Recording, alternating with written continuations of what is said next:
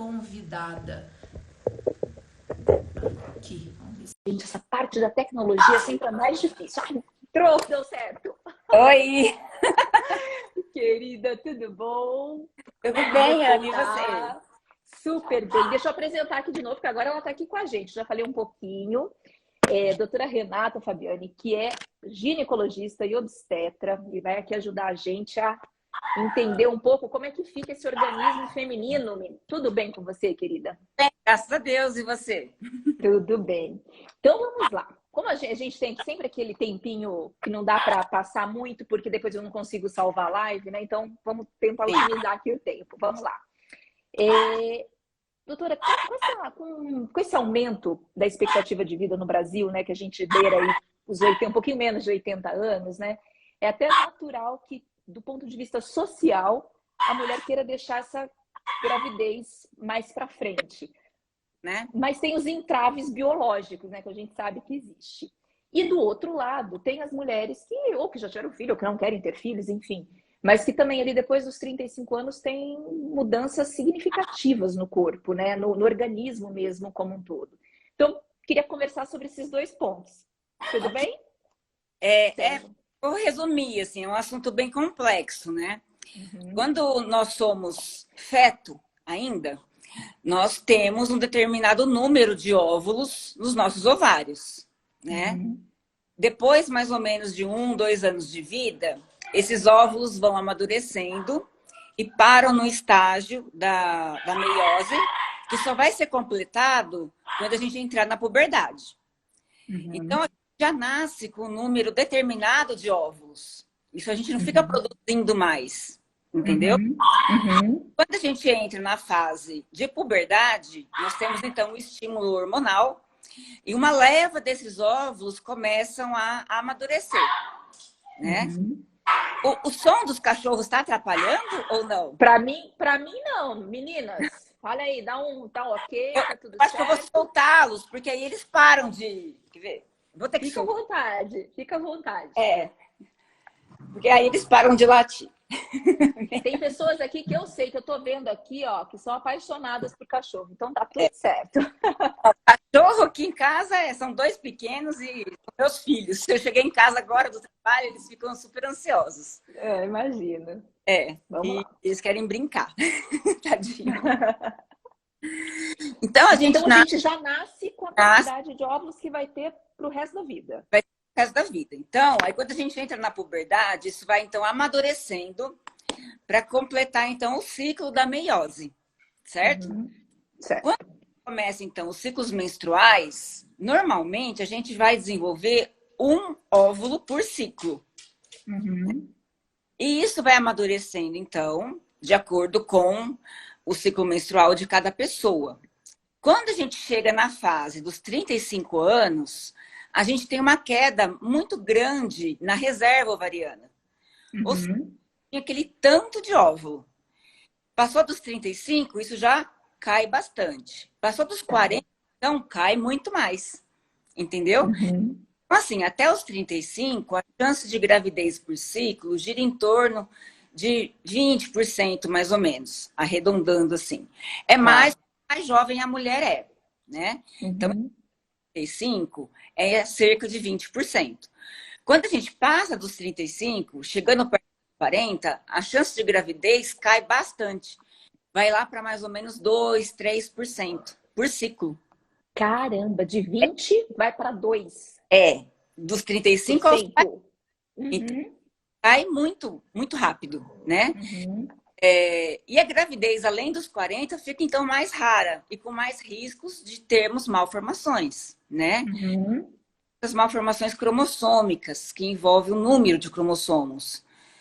Então, tem a síndrome de Down, síndrome de Turner, tem, assim, algumas síndromes mais frequentes, Patal, Edwards, que tem a ver com o número de cromossomos. E, então, vai aumentando com a idade. Então, quanto mais facilmente você planejar sua gravidez, menos risco de ter essas malformações. E aí, entrando no assunto da postergação, né, que as mulheres estão fazendo, a gente entra naquele assunto de congelamento de óvulos, né? Será que eu devo... E até qual idade? Porque tem essa questão também. Ela tem que pensar nisso antes, porque não adianta também querer fazer, por exemplo, com 38 anos já fica mais difícil, não fica? É o tratamento de FIV, né? Não é para congelar óvulo mais. Já é o tratamento de FIV. O congelamento de óvulos é assim, preconizado para quanto mais cedo, melhor. Tá. Então, por exemplo, eu vou fazer minha faculdade, estou pensando em pós-graduação, ou então eu quero morar no exterior, não quero pensar em ter filhos agora.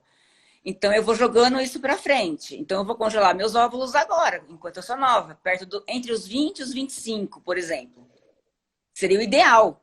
Caramba, mas aí entra naquela outra questão, porque geralmente, por exemplo, 20, 25, a pessoa está estudando ainda, muitas vezes não tem a independência econômica, financeira, para poder até fazer esse investimento também, né? É um investimento, mas se você for ver na prática, não é tão caro assim. E, na verdade, funciona como um seguro da sua fertilidade. Tá. Eu estou garantindo minha fertilidade no futuro, né? E colocando o meu plano de gravidez. Tá. Priorizando a carreira. E os métodos, até perguntando sobre isso, porque a gente tem aquela questão quando você está com um método contraceptivo. Eles influenciam, a escolha desses métodos influenciam na fertilidade feminina? Ou não? A Você pílula fala... em detrimento, por exemplo, pílula ou aqueles implantes, isso dificulta de alguma forma lá na frente a mulher engravidar? Isso tem um pouco de confusão, porque alguns métodos, eles têm efeito de depósito. Então, eles ficam agindo mais tempo no organismo da mulher. Então, o retorno à fertilidade pode demorar um pouquinho. Às vezes, 6 até 1 ano. Por exemplo, nos injetáveis de 3 em 3 meses, que tem progesterona de depósito. Por exemplo, o DIU, qualquer DIU, você tirou, a fertilidade já volta no mês seguinte. Pílula contraceptiva combinada, que é o anticoncepcional comum, também você parou, às vezes demora 1, 2 meses para você acordar a sua hipófise de que agora está podendo ovular, para estimular seus ovários. Então, demora às vezes 2, 3 meses para estar ciclando novamente, né? Tá. Mas às vezes não, às vezes a paciente começa a ovular já no ciclo seguinte. Isso varia muito, principalmente em relação ao peso da paciente. Se a paciente é mais obesa, é mais difícil ela ovular. Tá. Entendeu? Se o índice de massa corpórea dentro do adequado, dentro do normal, ela normalmente ovula de forma mais tranquila. Tá. Tem uma pergunta que eu não sei se dá para responder exatamente, né? Mas em relação a valor, que Tricolor Paulista SP não é tão caro quanto? Pode responder na faixa de quanto o congelamento, está se referindo ao congelamento de óvulos? R$ 5.000 você já consegue fazer um ciclo de congelamento. Desculpa, repete que acho que falhou bem na hora para mim aqui. 5 mil. Em torno de 5 mil você já consegue fazer um ciclo de congelamento. Em torno aí de 12 a 15 dias para você estar estimulando e fazendo a captação de óvulos. Tá. E a manutenção depois tem uma taxa anual? Bastante de serviço para serviço, porque varia também com o dólar, né? Os insumos todos importados. Então, varia a taxa de manutenção. Tá. E aí, por exemplo, você acabou de falar da dificuldade, por exemplo, quanto maior o peso, maior a dificuldade para engravidar. Tem alguns outros... quais são os fatores, os hábitos ou doenças prévias, tipo endometriose, mais comuns, que mais atrapalham na gestação? Para a mulher conseguir engravidar. Ah, tá. Para a mulher conseguir engravidar, Exato. o que mais atrapalha de tudo, sim, por exemplo, é a endometriose, que está presente em 50% das pacientes inférteis. Então, realmente, ela atrapalha, porque ela causa distorção da anatomia e causa um estado inflamatório crônico na pelve, que dificulta a fecundação do espermatozoide com o óvulo. Então, atua em 2 fatores, os fatores anatômicos e os fatores químicos, né, ali da fecundação mesmo. E diabetes atrapalha, porque normalmente a paciente é mais obesa, então tem a dificuldade de estar ovulando certinho todo mês, né? Uhum. Eu acho que predominantemente são essas. Tá. E aí, você falou em infertilidade, eu uma dúvida aqui. Qual é a diferença de infertilidade e esterilidade? Infertilidade é quando a gente tem um problema do casal engravidar, mas que é tratável. Tá. Eu, por exemplo, a paciente tem endometriose, mas a endometriose tem tratamento. Ou o marido tem contagem baixa de espermatozoides, mas isso também é passível de tratamento. Uhum. Esterilidade é quando o casal não pode engravidar. Tá. Um, dois, tem um fator que não tem jeito, não tem cura, não tem como engravidar.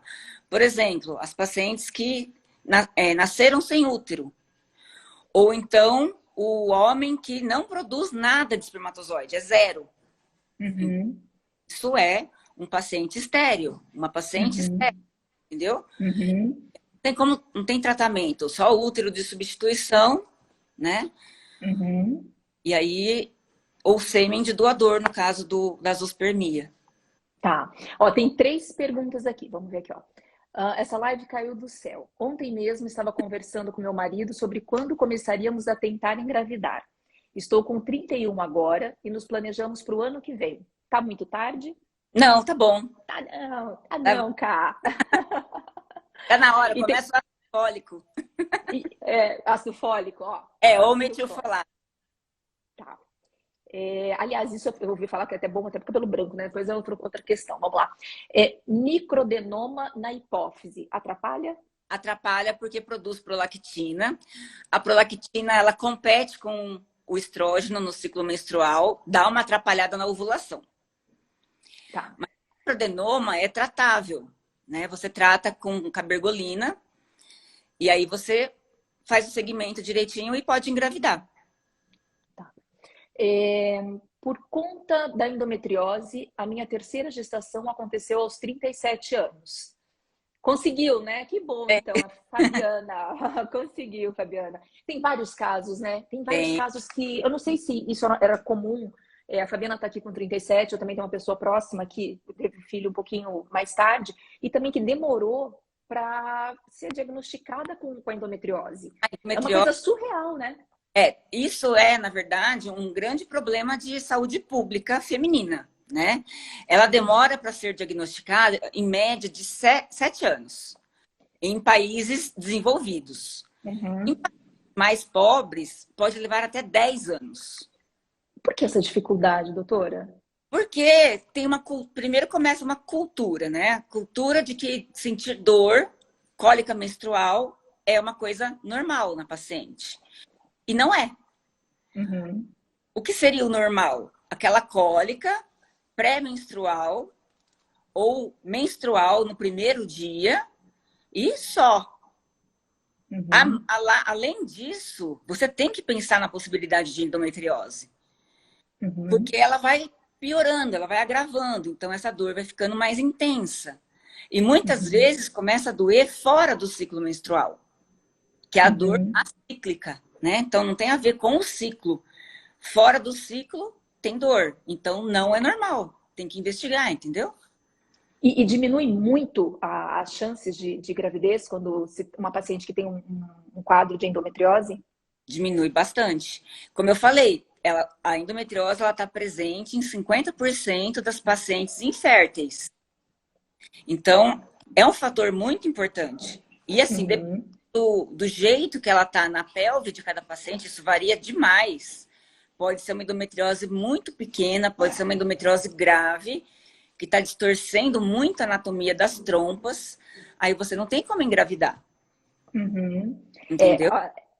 a Fabiana é sua paciente. Passei por cirurgia com a doutora Renata e graças a essa intervenção, meu Theo hoje está aqui, lindo. É, Theo mesmo, né? Presente de Deus, que bacana, parabéns. graças a Deus. Mas mais uma pergunta aqui, ó. Se depois da Susan Delta, se depois dos 30 anos as chances de engravidar são de 20%, teoricamente chances pequenas, será que é melhor parar com o anticoncepcional e usar tabelinha? Ajuda, ajuda sim. Tá. Bonnie Lilian, qual o melhor tratamento para miomas? Nossa, isso depende muito. Depende do tamanho dos miomas, depende da localização dos miomas, depende da sua idade. Tá, ó, se quiser deixar mais informação aqui, depois a gente volta nessa questão. Perfeito esse assunto das cólicas. Eu falo bastante sobre mioma na minha página. Se alguém tiver interesse de entrar lá, tem bastante. Doutora Renata Fabiani, né? O arroba. Um i no final. Tá. Tem muito vídeo, bastante coisa bem interessante mesmo, gente, porque aqui a gente vai ter que dar dividir o tempo aqui. É muito assunto que a gente quer falar. Eu tô falando dessa parte de gravidez, mas depois eu ainda quero falar da parte da menopausa. A gente ainda vai ter que entrar nisso. E em relação às técnicas de reprodução assistida?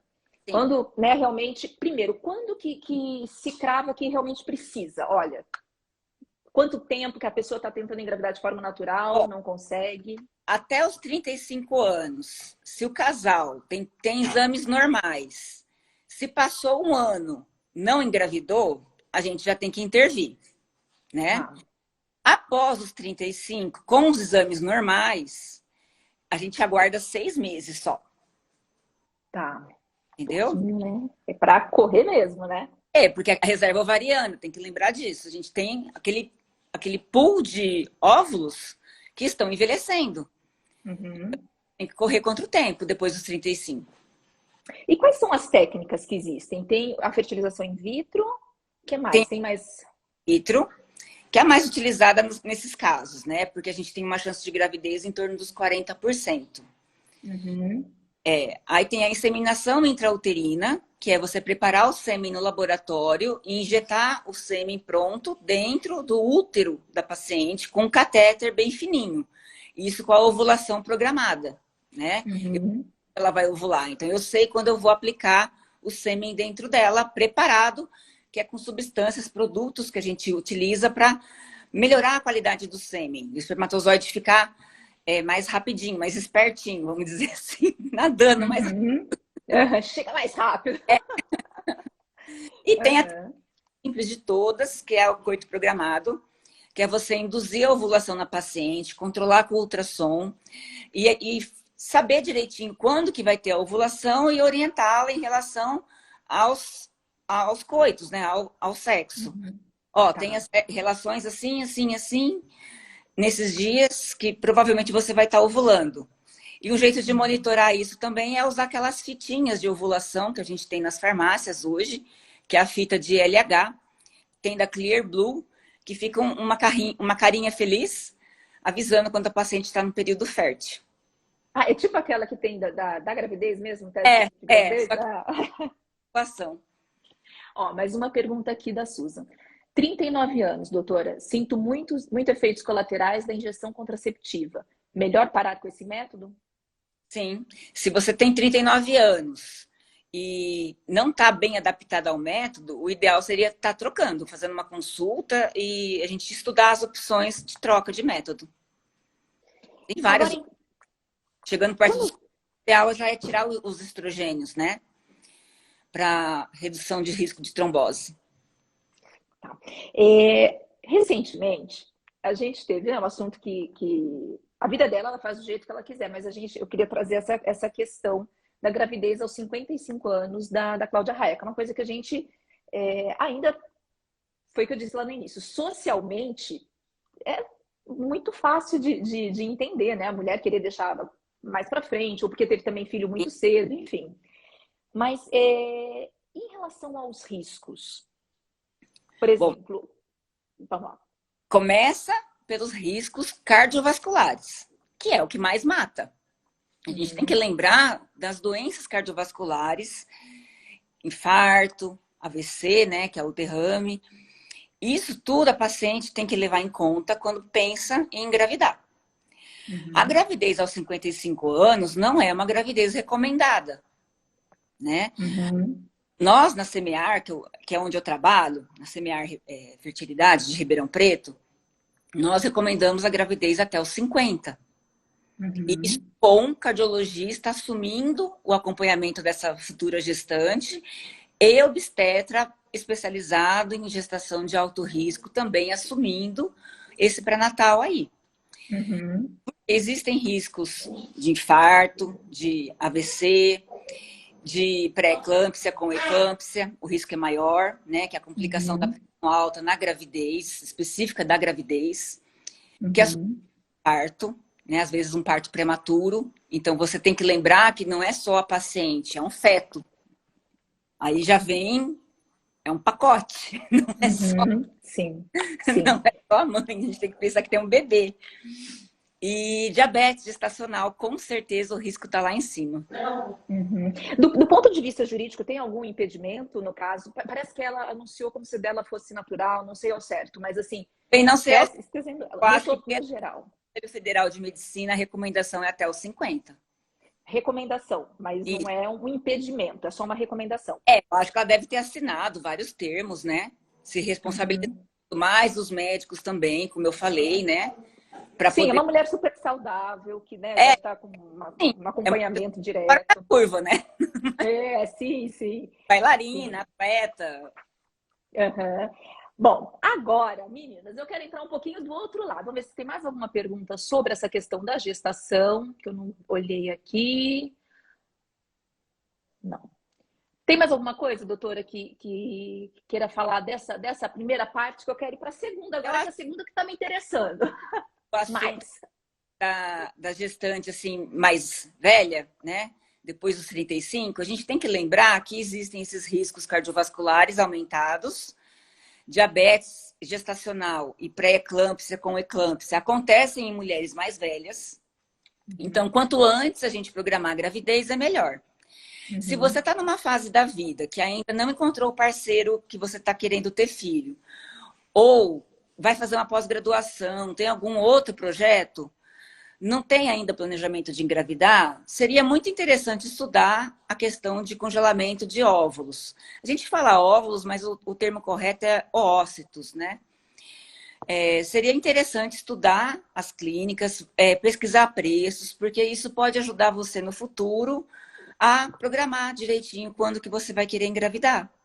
E ter com total saúde, né? Porque os óvulos acabam envelhecendo junto com a gente, Sim, né? um risco menor de cromossomopatias, né? Porque, querendo ou não, existe o risco e a gente sabe que é muito triste quando a paciente dispendiou todo um custo aí pessoal e financeiro e, de repente, vem um bebezinho com problema. Sabe o quanto é doído, né? A gente fica com a paciente, assim. Tá. E por falar em dor, qualquer sinal maior de dor, de cólica, que não seja aquela da TPM, fiquem atentas também, meninas, né? Endometriose é bem mais presente do que a gente gostaria e imagina, né? E se for pegar a incidência como um todo, assim, ela está presente em mais ou menos 18% da população feminina. Nossa, é bastante gente, né? Bastante. Bastante gente. Agora eu queria falar um pouquinho dessa outra questão também ali perto. Tem as mulheres que querem ter filho um pouco mais tarde, né, do ponto de vista biológico, depois dos 35. E tem a questão também que nós estamos entrando num processo ali do climatério, né, até chegar na menopausa. No Brasil, qual é a idade média da menopausa? Vamos primeiro, por favor, diferencia pra gente climatério e menopausa. O climatério é o período da fase da mulher que se inicia a falência ovariana. Quando que isso geralmente acontece? A partir dos 35. Né? Aqueles óvulos que estavam lá já estão reduzindo em quantidade. Então, a nossa função ovariana já começa a cair. Algumas mulheres já começam a sentir até as famosas ondas de calor, né? Que é o que define mais o climatério, são as ondas de calor, que é já uma queda do nível de estrógeno, causando sintomas vasomotores. Então, a gente tem as ondas de calor, que é a vasodilatação, de uma vez, principalmente à noite, seguido de um frio. Né? Então, isso é já um sinal de que os níveis de estrogênio estão baixos e o nosso hormônio folículo estimulante, que é da hipófise para os ovários, está aumentando. Eu preciso estar aumentando a minha dose de FSH para estimular os ovários a produzirem o estradiol. Isso geralmente vai dos 35 aos 45 anos. Tá. Que é o E no Brasil, quando que geralmente acontece mesmo a menopausa? Desculpa, eu cortei. A menopausa, então, esse é o climatério. A menopausa, A menopausa mesmo acontece mais frequentemente em torno dos 45 anos. mas Os que é 40 a última É, menstruação, né? a última menstruação, ficando um ano sem menstruar. É a definição de menopausa. Dos 45 Uhum, a 50, geralmente. Isso tá. varia de etnia, varia muito da história familiar, como que Uhum, é das mulheres, né? Do uhum. que idade foi a primeira menstruação, se ela foi precoce, se ela foi tardia. Isso varia bastante.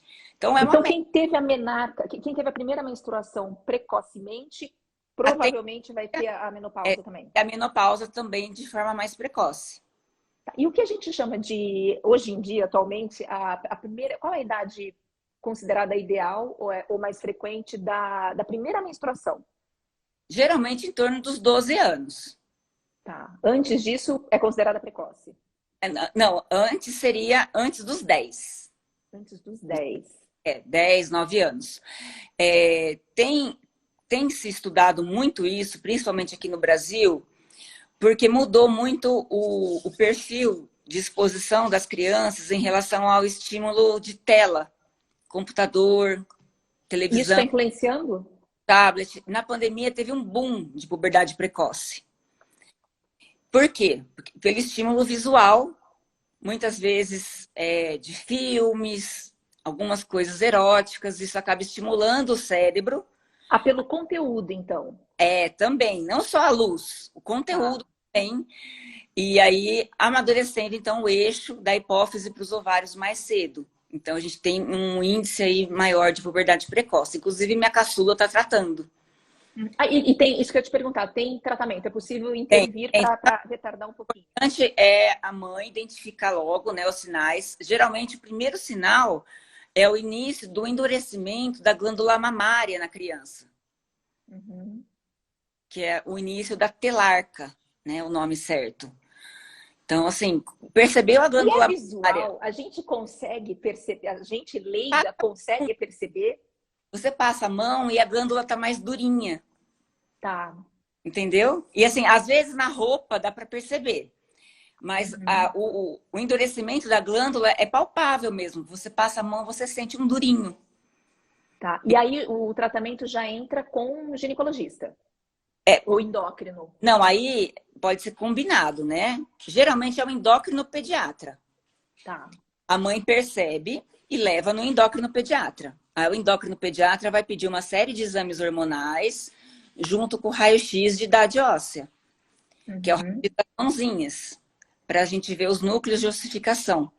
E a partir disso ele vai ver direitinho o planejamento do bloqueio hormonal, né? Que é Tá. feito ou mensal ou de 3 em 3 meses, de acordo com o remédio. E quanto tempo, assim, em média, a gente consegue postergar sem prejudicar em nada a saúde da menina? Geralmente 2 anos. 2 anos. 2 a 3 anos. E isso, como foi feito? Teve uma intervenção nesse caso? Altera alguma coisa lá na frente, na Tem a hora da menopausa? altura, a estatura. Se você menstrua mais cedo, as suas placas de crescimento, as placas de crescimento ósseo, elas vão calcificar mais cedo. E isso vai prejudicar a altura no final. Mas eu digo assim, por exemplo, a menina ia menstruar, vamos supor, com 10 anos. A mãe percebeu, levou no médico, conseguiu retardar e chegar, esses 2 anos, chegar aos 12. Lá na frente, quando ela for entrar no climatério, né, no caso da menopausa, ele geralmente segue, tem o risco da menopausa precoce, porque ela Não, ia menstruar antes e acabou fazendo um tratamento para retardar ou não? a menopausa precoce, que é a falência ovariana prematura, ela faz parte de uma combinação de fatores que podem ser genéticos. Por exemplo, uma paciente que tem síndrome de Turner, O que ela que é? vai. Qual que é essa, doutora? O que é Hã? essa síndrome? Qual é essa síndrome? Essa eu não conheço. É uma cromossomopatia onde falta o cromossomo X na Tá, mulher. Então, ela é 45x0 no cariótipo. tá, tá. E muitas vezes ela pode ser mosaico. Então, ela tem uma parte de células normais e uma parte de células com alteração cromossômica. Uhum. Só que ela não tem sinais externos assim muito clássicos, acaba passando. Ninguém faz diagnóstico. E aí chega lá perto dos 33, 34 anos, a menstruação começa a falhar. E aí você vai investigar, você vê então que a paciente é um mosaico Turner. Entendeu? Tá. Então ela acontece, Uhum. as glândulas dela são diferentes. Então os Uhum. ovários têm falência prematura. Tá. Entendeu? Ou Uhum. então ela tem doenças autoimunes na família, né? Tireoidopatias, como a doença de Hashimoto, que aumentam o risco de ter uma doença autoimune contra os ovários dela. E ela tem Tá. ovariana prematura por conta de uma doença autoimune. Tá. Entendeu? E se a mãe também teve, também é bacana, assim, tem uma tendência maior a. Qual ponto da história é a história materna da paciente? Com quantos anos sua mãe menstruou? Tá. Entendeu? Com quantos anos sua mãe entrou na menopausa? A gente sempre tem esse Uhum. perfil na família, né? É importantíssimo. Uhum. Tá? Perguntinha básica das consultas, né? É, Da sua mãe. Ó, tem duas perguntinhas aqui, ó. Aliás, um comentário e uma pergunta. Sinto esses calores e calafrios. Estou com 46 anos, menstruei com 15. É recomendado retirar o Mirena para fazer a reposição hormonal? não. O Mirena protege a camada interna do útero. Você pode fazer a reposição hormonal e manter o seu Mirena, que não tem problema nenhum. Tá. A falha na menstruação é o primeiro indício da menopausa? Uma pergunta da Valéria. Falha da menstruação pode ser uma disfunção ovulatória. E Tá. não. Ô, Valéria, coloca aqui pra gente quantos anos você tá, porque talvez isso também seja importante, né? Dar uma. Tem relação à idade dela também? Não. Não entendi a pergunta, Ana. Ela falou que a falha na menstruação é o primeiro, perguntando se é o indício da menopausa, mas a gente também não sabe a idade dela, né? Então, como é essa falha, de que É, tipo de falha que ela está dizendo, varia né? assim. As falhas, quando a gente pensa em menopausa precoce, acontecem de 2 em 2 meses, de 3 em 3 meses, e isso vai aumentando o tempo, Uhum. até se configurar um ano sem menstruar. Aí é menopausa. Tá. E é até injusto, porque a gente só vai saber que teve. Ela tem. Eu tenho 36 anos, mas foi só uma dúvida. Já sou paciente da doutora Renata. Obrigada, Valéria, pela pergunta. O que eu acho que é até ingrato pra gente, que é o seguinte, né? A gente só sabe que teve a menopausa lá, depois que acabar, que parar de menstruar, contando um ano pra frente. Então, É, quanto antes a gente conseguir diagnosticar o climatério e ter clima uma. essa com as ondas de calor e as falhas a cada 2, 3 meses, o espaçamento entre as menstruações. Quando começar a sentir esse espaçamento, ou então sensação de secura na vagina, vai ter relação sexual, vai namorar, mas tá doendo, antes não era assim, é um indício também de Uhum, falta de estrógeno. Ou uhum, então queda da libido, não tô querendo namorar, tô uhum, com tesão, não quero. É isso. uhum. Precisa dar uma olhadinha no perfil hormonal, ver o que está acontecendo. Né? Então, Isso e aí eu queria saber dos exames. Quais são os exames que cravam ali, olha, vamos, atenção maior, além dos sintomas clínicos, ali os exames laboratoriais, por exemplo. o que Um exame de estrogênio, é o FSH, tá? o estradiol. FSH alto ou baixo? Ele sobe, FSH alto, acima de 20, é já indício de menopausa. tá? FSH alto, Acima de 20. maior que 20, tá? De 10 a 20 é a transição. Tá. Acima de 20 já é menopausa, geralmente. Tem mais algum outro indicativo, algum O outro. estradiol é um exame obrigatório para o diagnóstico de menopausa, porque a gente tem oscilação nos níveis de estradiol. Mas normalmente a gente pede para meio que para orientar a reposição, né? Então, geralmente o Uhum, estradiol vai estar baixo, em torno de 40, 30, entendeu? uhum. Aí o estradiol é baixo, tá.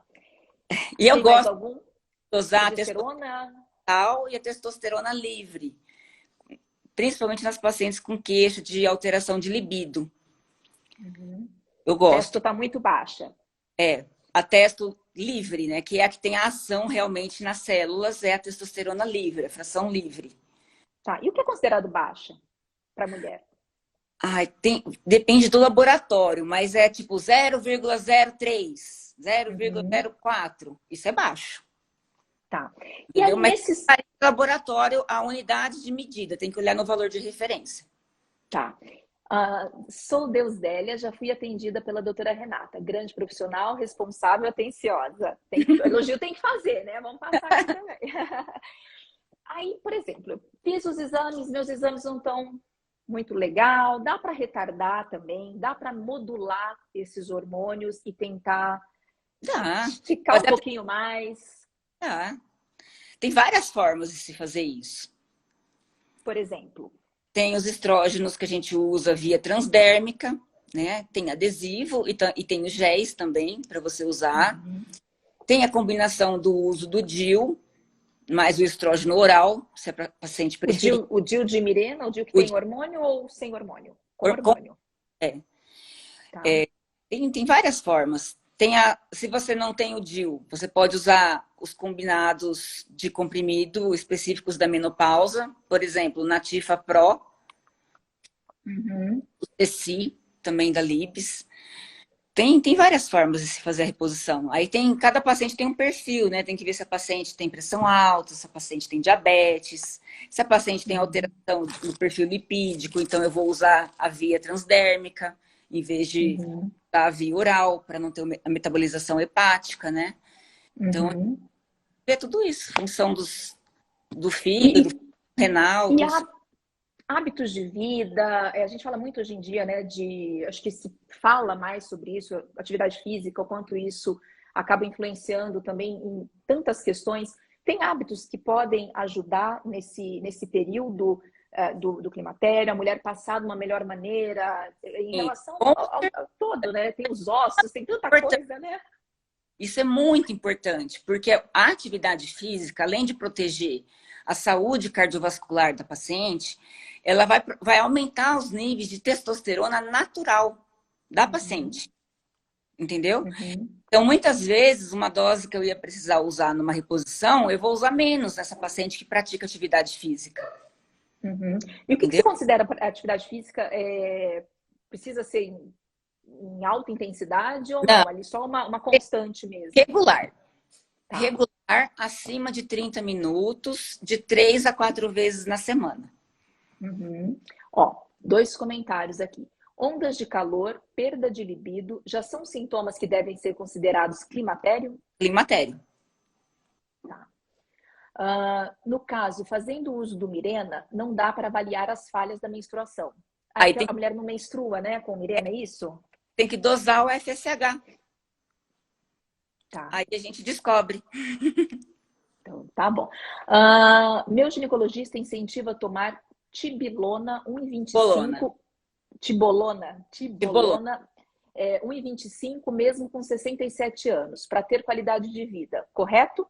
Sim. Eu sou a favor também, se tem exames de rastreamento de câncer de mama, útero ok, sem espessamento endometrial, sou super fã da tibolona. Protege a densidade mineral óssea, então você diminui o risco de osteoporose.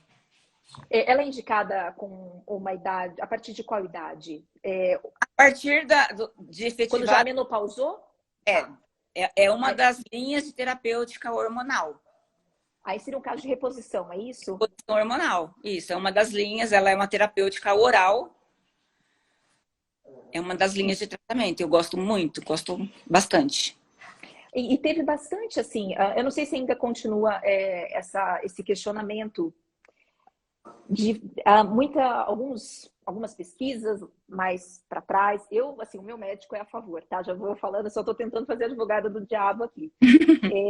Falando sobre o risco de câncer com a reposição hormonal. Sim. Isso se refere também a essa reposição com os bioidênticos ou se referia só àquele primeiro momento que não eram os hormônios bioidênticos? Sempre aumenta risco. Hormônio sempre aumenta risco de câncer, né? Então, antes de você começar uma terapia hormonal, a gente tem que fazer todo um rastreamento, Porque a gente sabe que câncer gosta de hormônio. Se você der hormônio para uma paciente que tem uma lesão pré-maligna, ela vai crescer, vai ser ativada e vai virar um câncer. Uhum. O rastreamento tem que estar negativo para você poder começar a fazer o tratamento. Isso tanto para tibolona quanto para os estrógenos e progestágenos. Uhum. Um jeito, a gente tem que fazer os exames de rastreamento sempre. Da mesma forma que a da parte cardiovascular. Eu não vou entrar com hormônio numa paciente que já teve infarto, por exemplo. Uma tensão descontrolada, um diabetes descontrolado. Tem que estar com a parte cardiovascular toda redondinha para a gente poder entrar. Tá. E aí a mulher que já menopausou, já chegou realmente, já efetivou. O que é a reposição hormonal e tem mais alguma outra coisa que pode ser feita para manter uma qualidade de vida? O que a gente perde, doutora, com essa... eu acho meio injusto isso em relação a mulheres e homens, né?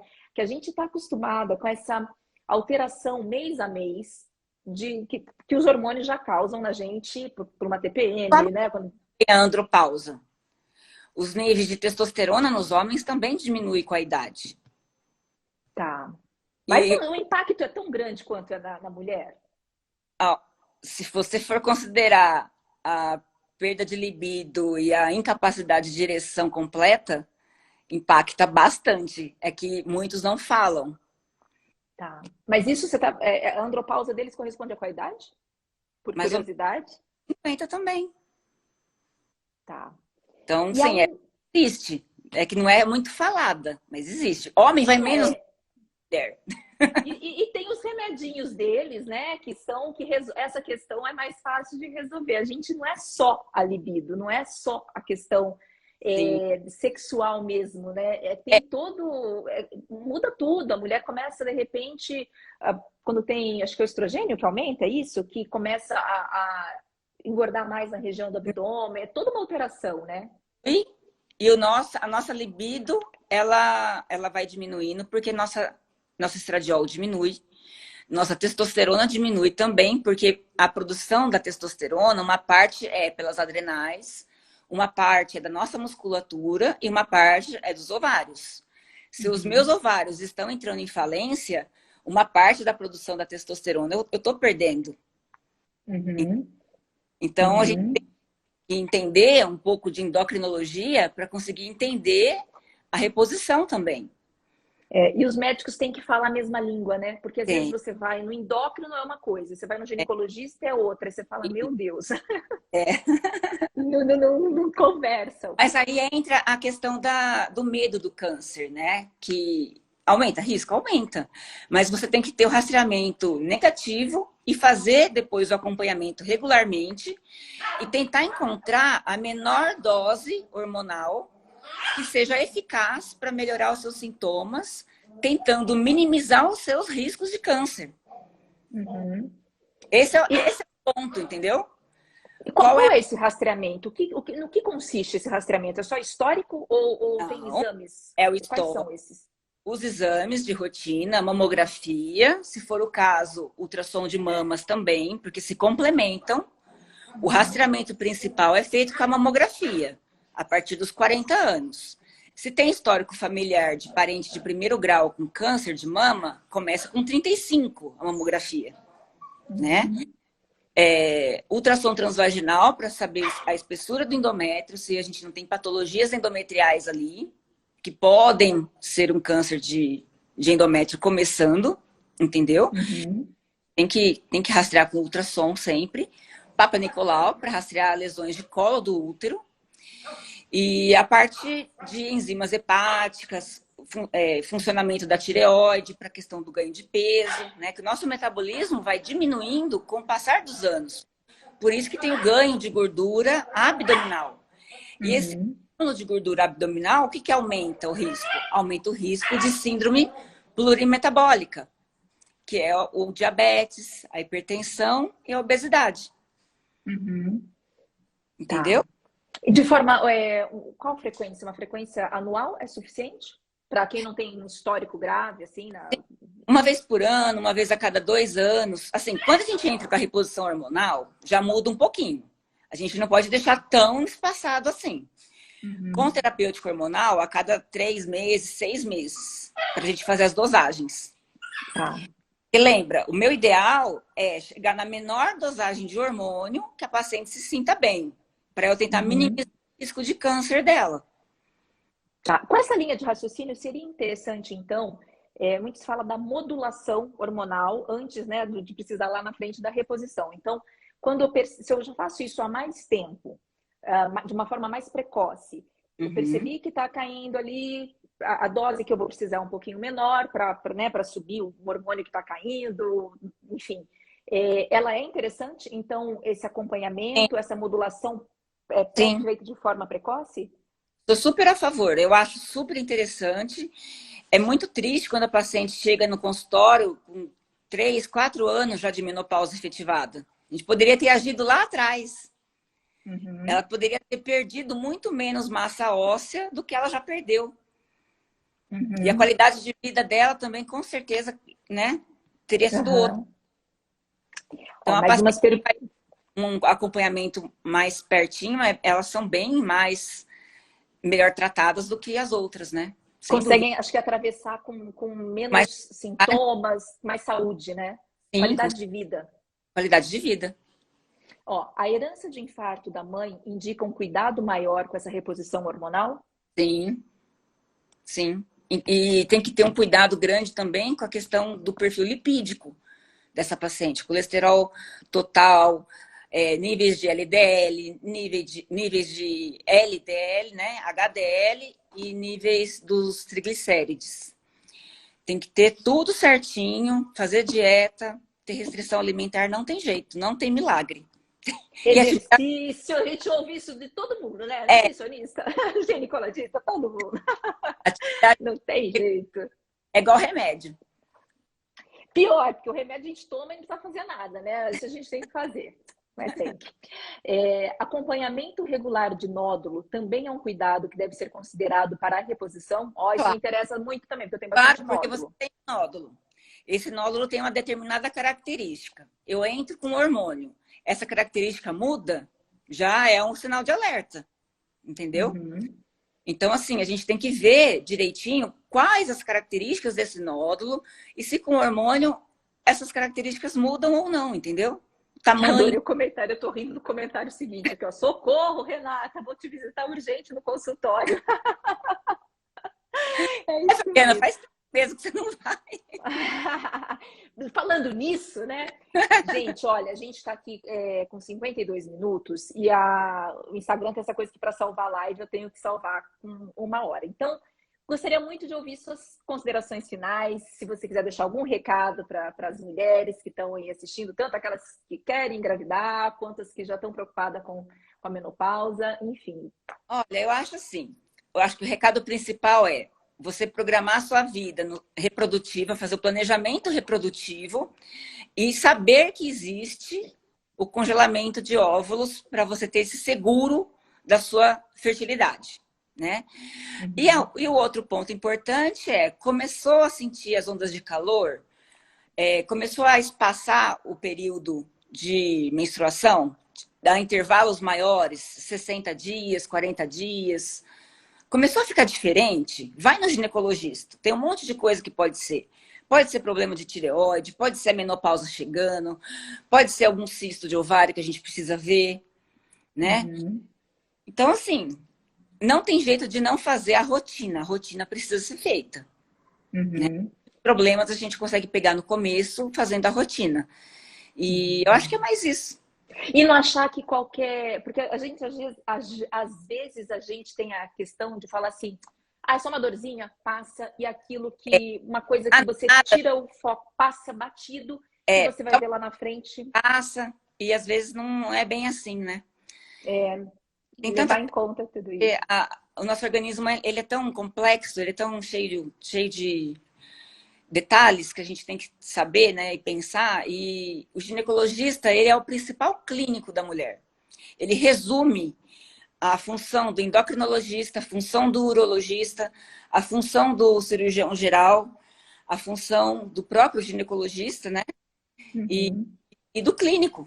a gente vê tudo. A gente tem que ver a parte cardiovascular, a gente vê a parte emocional da paciente também, porque muitas vêm com queixa de sexualidade e o sexo começa no cérebro. Eu sempre falo isso para as minhas pacientes. Começa aqui, ó. A paciente tem que pensar em sexo para querer namorar. Uhum. Se o relacionamento não tá bom, se aconteceu alguma coisa, tem que resolver aqui primeiro, para depois investigar alguma disfunção hormonal, né? Uhum. Então, assim, a gente tem essa função terapêutica também no consultório. Eu gosto bastante de abordar isso, essa multifunção, multitarefas que o ginecologista faz. Uhum. E é isso. Resumindo. Ó, só aqui agradecer, ó, excelente live esclarecedora. Sou toda gratidão a Renata, que profissional e ser humano. Essa live foi sensacional, muito rica em informação e dicas. Amei. Parabéns, Aninha. Obrigada, doutora, por ter nos respondido. Todo o nível do TEL você ganha preces extras. Ai, que lindo. Para não, que eu sou canceriana chorona, não faz isso. Obrigada. Gente, muito obrigada pela presença de todos. Doutora, muito obrigada pelo teu tempo, por compartilhar informações aqui. Ai, como é que acho que tem mais uma perguntinha aqui? Perfeita colocação, doutora. Eu não sei sobre. Acho que a questão de fazer o planejamento, acho que era sobre isso. Exato. Muito obrigada. Vou aqui, ó. Dessa vez eu vou conseguir salvar. Menina, da outra vez eu não consegui, fiquei desesperada. Vou conseguir salvar aqui. Obrigada por todo mundo que participou, pelas perguntas. E, sigam a doutora Renata. Doutora Renata Fabiani. Fabiani. Que tem, assim, muitas informações. Tem vários vídeos direto lá e muita informação para todo mundo. Vai conversando pelo direct, sem problema. Tá, e qualquer dúvida, deixa aqui que eu vou conseguir salvar isso aqui. Obrigada, gente. Beijo. Tchau, tchau.